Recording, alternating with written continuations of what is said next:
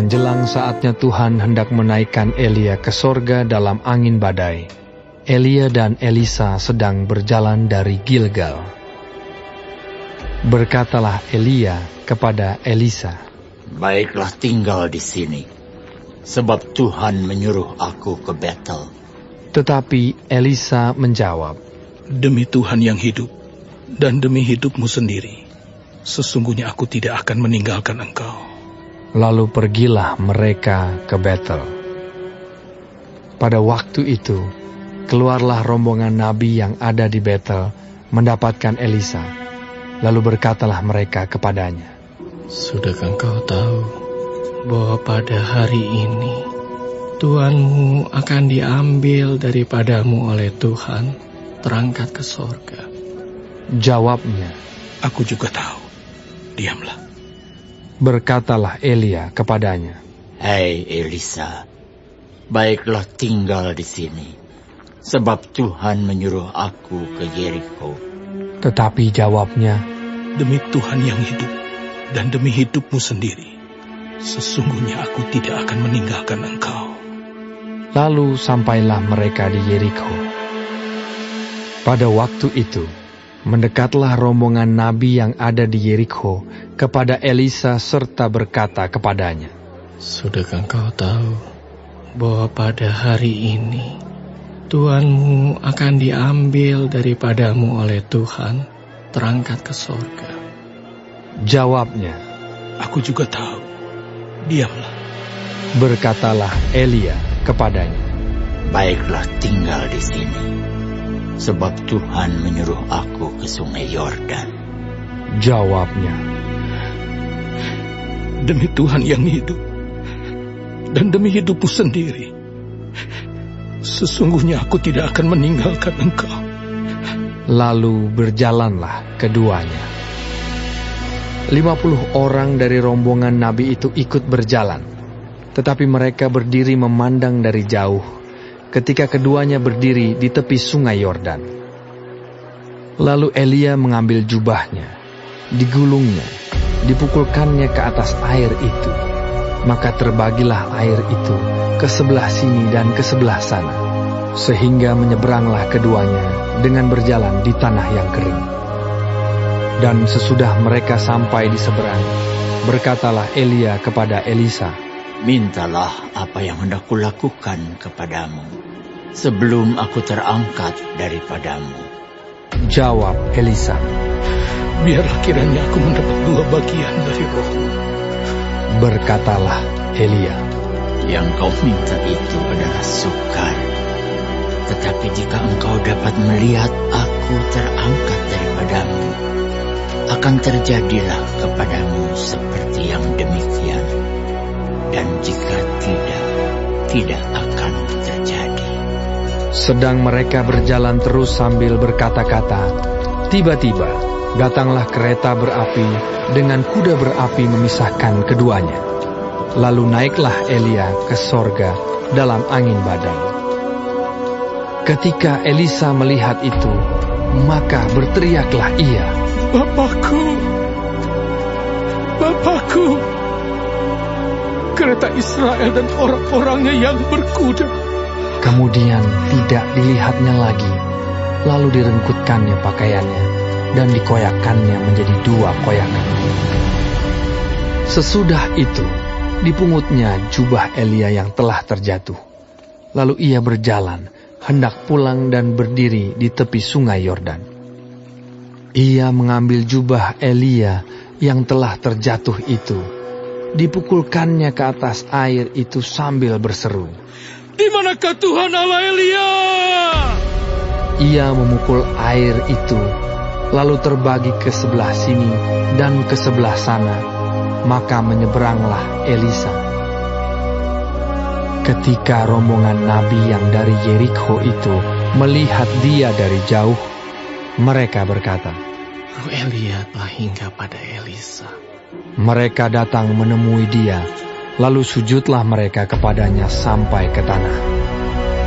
Mereka berkata, "Coba lihat, di antara hamba-hambamu ini ada 50 orang laki-laki, orang-orang tangkas. biar mereka itu pergi mencari Tuhanmu. Jangan-jangan ia diangkat oleh roh Tuhan dan dilemparkannya ke atas salah satu gunung atau ke dalam salah satu lembah.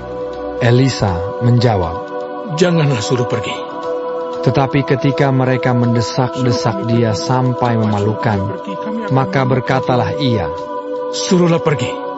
mereka menyuruh 50 orang. Orang-orang ini mencari 3 hari lamanya, tetapi tidak bertemu dengan Elia.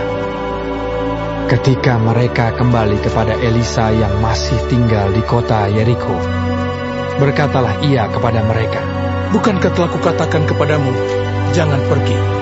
Berkatalah penduduk kota itu kepada Elisa, Cobalah lihat, letaknya kota ini baik, seperti Tuanku lihat.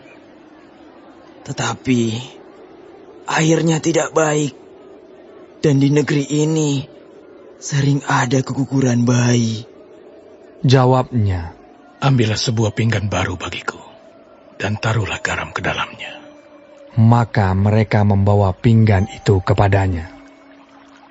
Kemudian pergilah ia ke mata air mereka dan melemparkan garam itu ke dalamnya, serta berkata, Beginilah firman Tuhan, telah kusehatkan air ini, maka tidak akan terjadi lagi olehnya kematian atau keguguran bayi. Demikianlah air itu menjadi sehat sampai hari ini, sesuai dengan firman yang telah disampaikan Elisa. Elisa pergi dari sana ke Betel, dan sedang ia mendaki, maka keluarlah anak-anak dari kota itu, lalu mencemoohkan dia serta berseru kepadanya.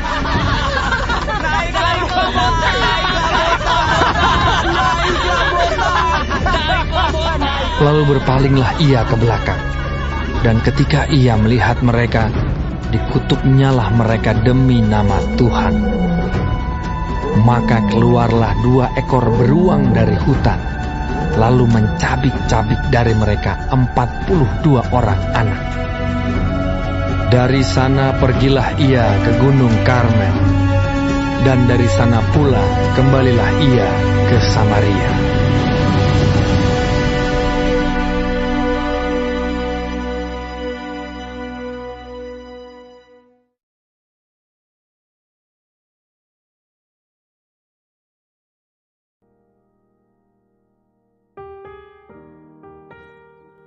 Shalom semua jemaat Tuhan, kembali kita di dalam pendalaman Alkitab Clearside. Sekarang kita sudah memasuki kitab 2 Raja-Raja 2. Tuhan Yesus memberkati. Peralihan kepemimpinan rohani dan kuasa Tuhan yang menyertai hambanya. Pasal ini mencatat peristiwa penting, yaitu kenaikan Nabi Elia ke sorga dan peneguhan pelayanan Nabi Elia sebagai penerusnya. Yang pertama kita melihat di ayat 1-6, kesetiaan dalam panggilan. Elia hendak diangkat Tuhan. Dalam perjalanan dari Gilgal ke Betel, Yeriko dan Yordan, Elia beberapa kali meminta Elisa untuk tinggal. Tetapi Elisa menjawab, Demi Tuhan yang hidup, aku tidak akan meninggalkan engkau. Kesetiaan sejati diuji bukan saat awal pelayanan, tetapi saat proses panjang dan tidak mudah. Yang kedua di ayat 7-10, kerinduan akan urapan yang lebih besar. Elisa meminta bagian yang sulit, yaitu kiranya aku mendapat 2 bagian dari rohmu. Ini bukan kesombongan, melainkan kerinduan untuk melanjutkan pelayanan dengan kuasa Tuhan yang cukup. Tuhan berkenan pada hati yang rindu diperlengkapi untuk melayani, bukan mencari kehormatan diri. Yang ketiga di ayat 11-12, Tuhan memuliakan hambanya. Elia diangkat ke surga dengan kereta dan kuda berapi. Elisa menyaksikan langsung peristiwa ini, yaitu tanda pengesahan ilahi. Tuhan tahu kapan dan bagaimana memuliakan hambanya. Tidak ada pelayanan yang sia-sia di hadapan Tuhan. Amin. Yang keempat di ayat 13-14, kuasa Tuhan beralih, Tuhan tetap sama. Elisa mengambil jubah Elia dan memukul sungai Yordan. Air terbelah sama seperti yang terjadi pada Elia. Pelayan boleh berganti, tetapi kuasa Tuhan tidak pernah berubah. Yang kelima di ayat 15-22, pengakuan dan awal pelayanan Elisa. Para nabi mengakui bahwa roh Elia ada pada Elisa. Mujizat pertama Elisa adalah memulihkan air yang rusak di Jeriko, membawa kehidupan dan kesembuhan. Pelayanan yang sejati membawa pemulihan dan kehidupan bagi banyak orang. Yang keenam, ayat 23-25, peringatan tentang menghormati otoritas Tuhan. Anak-anak yang mengejek Elisa menerima hukuman. Ini menunjukkan bahwa hamba Tuhan dan panggilannya tidak boleh direndahkan. Menghormati Tuhan berarti juga menghormati orang yang Ia utus. Sebagai kata penguatan kepada kita, apa yang Tuhan mulai, Ia juga yang menyelesaikannya. Mungkin hari ini kita sedang berada di masa peralihan, dari lemah menjadi kuat, dari belajar menjadi melayani, dari mengikuti menjadi pemimpin. Firman Tuhan menguatkan kita, Tuhan tidak pernah meninggalkan pekerjaannya setengah jalan. Urapannya cukup bagi setiap generasi. Mari kita setia seperti Elisa, rendah hati dan rindu dipakai Tuhan. Kuasa Tuhan yang sama masih bekerja hari ini bagi setiap orang yang taat dan percaya. Tuhan memberkati kita semua Bapak Ibu, di dalam nama Tuhan Yesus. Amin.